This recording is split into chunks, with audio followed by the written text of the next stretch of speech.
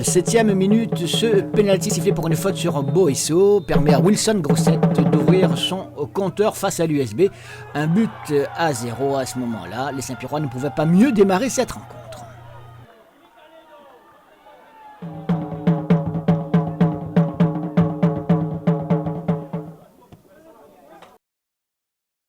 À la 54e minute, entrée de Wilson Grosset.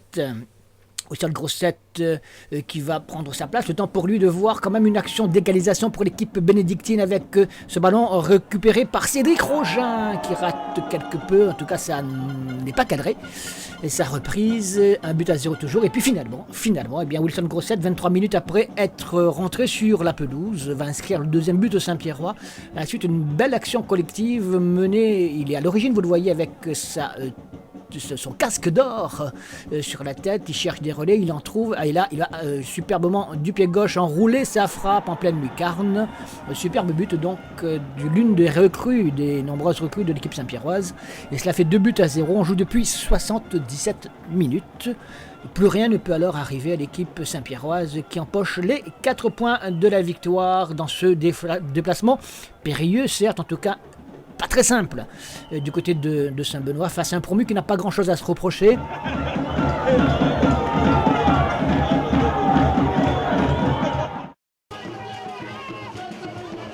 Mais qui va ressembler quelque peu à ces actions développées par l'équipe saint-pierroise avec Wilson Grosset qui va chercher Quentin et trouver Quentin Boesso, mais qui ne peut reprendre un petit peu en déséquilibre d'ailleurs, lequel Wilson Grosset va marquer d'ailleurs un but qui lui sera refusé pour une position de hors-jeu, mais qui ressemble étrangement à celui qu'on nous a décrit, le but qui lui avait été validé, alors que là, vous le voyez, il était hors-jeu. Donc un but à 0 pour l'équipe saint-pierroise à ce moment-là, des Saint-Pierrois qui ont l'occasion de faire le break, car la Jeanne d'Arc, malgré ce bon début de rencontre, puis un troisième but même à la 71e minute signé de Wilson Grosset. Magnifique but du reste. Dans le coup, il y a ses partenaires, notamment cette passe impeccable pour une petite pichenette, un lob sur le gardien portois. Ça fait 3 buts à 0. C'est cher payé, c'est sévère, mais c'est le réalisme saint-pierrois face à une équipe de la Jeanne qui se cherche encore, qui cherche surtout la réussite.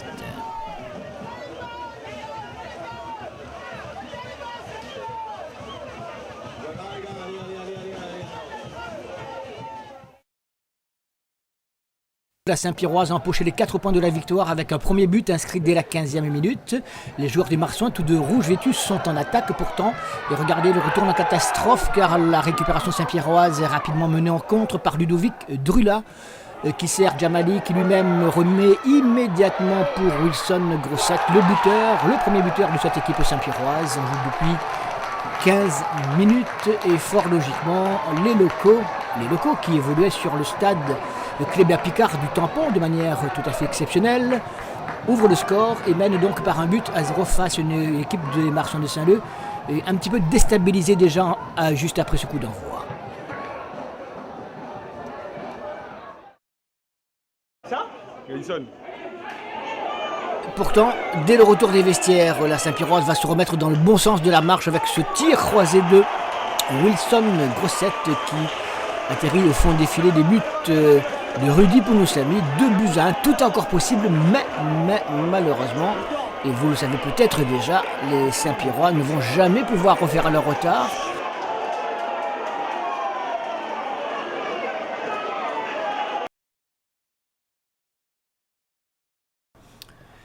Une équipe saint-pierroise qui ne s'est pas laissée surprendre avec un premier but inscrit ici par Wilson Grosset.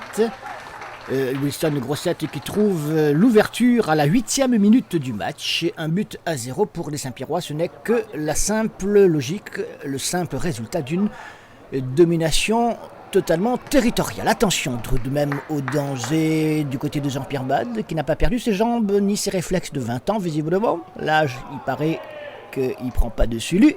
Eh bien, l'équipe saint-pierroise non plus, qui ajoute un deuxième but par l'intermédiaire de Stéphane Biacolo, 27e minute du match, 2-0. Ils sont évidemment à l'abri. Puis un troisième but qui va intervenir à la 40e minute grâce au premier buteur de tout à l'heure, Wilson Grosset avec son casque d'or. Au départ, il y a Farid Azem côté gauche pour ce centre impeccable. Au deuxième poteau, problème de marquage, c'est peut-être normal, 3-0 à la pause. On en profite pour avoir un petit coup du côté de Saint-Philippe. Comment ça s'est passé cette opposition ? Toujours très enrichissante.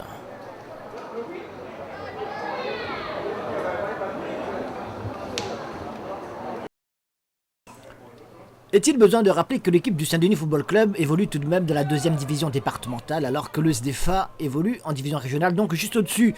On peut à partir de là dire que l'équipe du SDFA, hiérarchiquement supérieure, avait de meilleurs bagages, de meilleures dispositions pour inquiéter cette équipe de la Saint-Pierroz, parce que hier après-midi, sur cette pelouse de Saint-Louis, les jaunes et verts du Saint-Denis Football Club ont eu du mal quand même à déstabiliser cette solide équipe de Saint-Pierre qui bénéficie, vous le voyez, tout d'abord d'un penalty qui sera tiré à la 27e minute par Wilson Grosset qui trompe le gardien dionysien et ouvre le score, 1-0 à la pause. Des Dionysiens bien en jambes, bien en place également, mais qui manquent un petit peu de volume, on dira, dans leur jeu, puisqu'en deuxième mi-temps, regardez, ils vont encaisser un deuxième but par le même Wilson Grosset, 2-0 à ce moment-là, on joue depuis 61 minutes. La messe est dite, Saint-Pierre, tranquillement, va assurer le reste de la rencontre.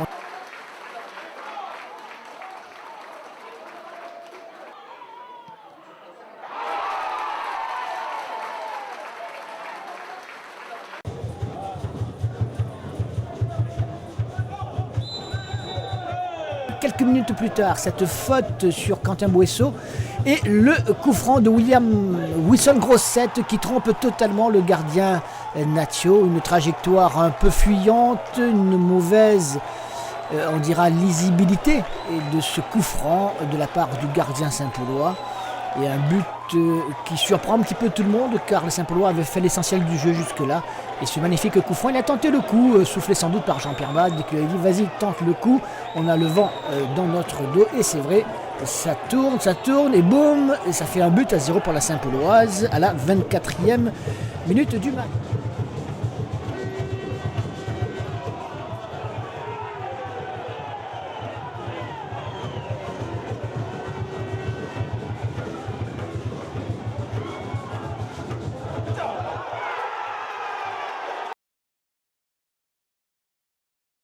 Ça ne suffit pas car en face, la petite île s'est réveillée véritablement et va se créer d'abord des occasions intéressantes. Ensuite, va trouver l'égalisation à la suite de cette erreur tout de même de la défense riviéroise, une passe en retrait un peu hasardeuse.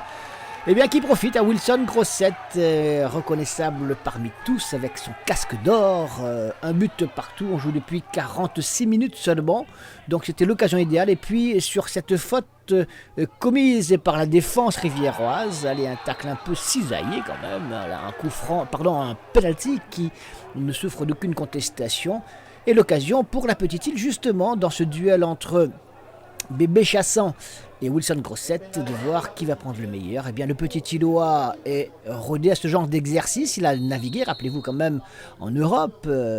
Eh bien, il trompe le gardien de la Rivière Sport pour la deuxième fois. La semaine dernière, déjà, il était très à l'œuvre, ce garçon. Eh bien là, c'est lui le nouveau buteur.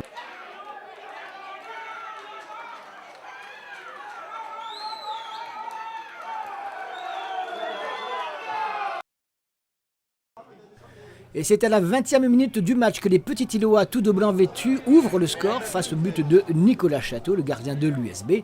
Et sur ce coup franc, Wilson Grosset, étrangement seul, parvient à amortir comme il le faut et tromper donc le gardien de Saint-Benoît. 1-0, cela ne pouvait pas mieux commencer pour l'équipe petite Îloise. On revoit pour le plaisir donc cet amorti impeccable alors qu'il est vraiment seul. La défense de l'USB était un petit peu à la rue sur cette action, en tout cas gros défaut de marquage.